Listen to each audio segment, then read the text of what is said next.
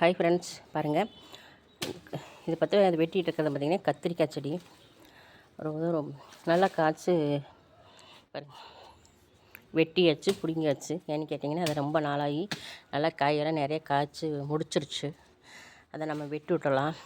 மீதி இருக்கிற செடி அதை நல்லா காய்க்கும் அப்படிங்கிறனால வெட்டிகிட்ருக்குறாருங்க. பாருங்கள், வெட்டிகிட்ருக்கிறாரு, பிடுங்கிட்டாரு. கொடுங்க கொடுங்க பார்க்கலாம். பாருங்கள், எவ்வளோ வேர் ஆழமாக போயிருக்கு பார்த்தீங்களா.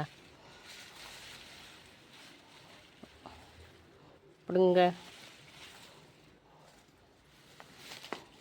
பிடுங்கிட்டார், ஒரு காரமாக வெட்டிகரமாக பிடுங்கிட்டார்.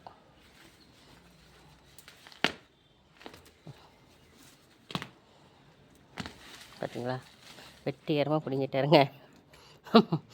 ஏன்னா கத்திரிக்காய் செடி வந்து அது ரொம்ப காய்ச்சிருச்சு. நமக்கு அதுக்காக கத்திரிக்காய் செடி இல்லைன்னு நினைக்காதீங்க. கத்திரிக்காய் செடி இன்னொரு செடி இருக்குது, அந்த செடி நமக்கு போதும். பாருங்கள், காயோட பார்த்தீங்களா, காயெல்லாம் இருக்குது. இந்த செடி நம்ம பராமரிச்சுக்கலாம், போதும். இது ஒழுங்கு பண்ணிக்கலாம், சரிங்களா. அப்புறம் பார்த்திங்கன்னா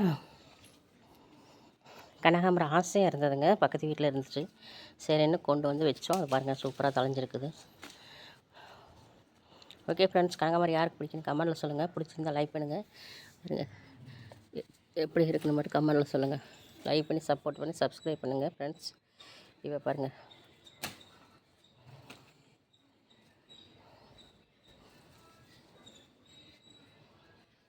காய்ங்க பறிக்காத கையால் பழுத்து போகுது கத்திரிக்காய்.